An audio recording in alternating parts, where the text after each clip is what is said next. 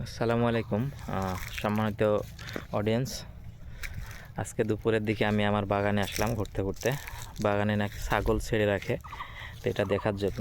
তো 2 দিন আমি বাগানে আসতে পারি নাই, কিন্তু 2 দিন পরে এসে আমি একটা পরিবর্তন দেখতেছি আম গাছে। সেটা হচ্ছে মুকুল যে ঝরে যাওয়ার পরে যে গুটিটা থাকে, মানে আমটা থাকে, আমটার অনেক মানে কি বলবো, অনেক পরিবর্তন এসে গেছে।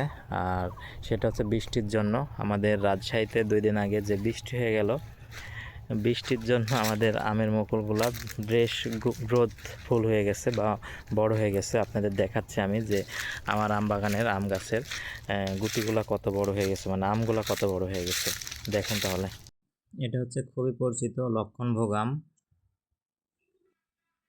আর এগুলো হচ্ছে আমাদের পরিচিত যে আম্রপালি আম আছে, আম্রপালি আম। একসময় আম্রপালি আম প্রচুর ডিমান্ড ছিল। সেই আমের এখন মানে কি বলবো, কদর কমে গেছে।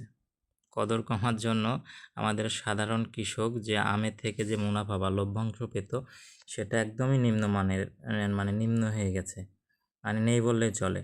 এর জন্য সাধারণ কৃষক আস্তে আস্তে ক্ষতির সম্মুখীন হচ্ছে বা ক্ষতিগ্রস্ত হচ্ছে।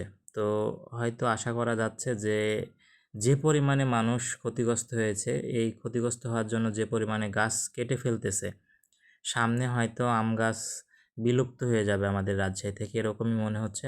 হয়তো অন্য কোনো মানে দেশ থেকে বা অন্য কোনো জেলা থেকে আমাদের আম এনে হয়তো আমরা তখন আম আমাদের খেতে হবে বেশি টাকা দিয়ে, এরকমই মনে হচ্ছে, যদি পর্যাপ্ত পরিমাণে দাম না পাওয়া যায়।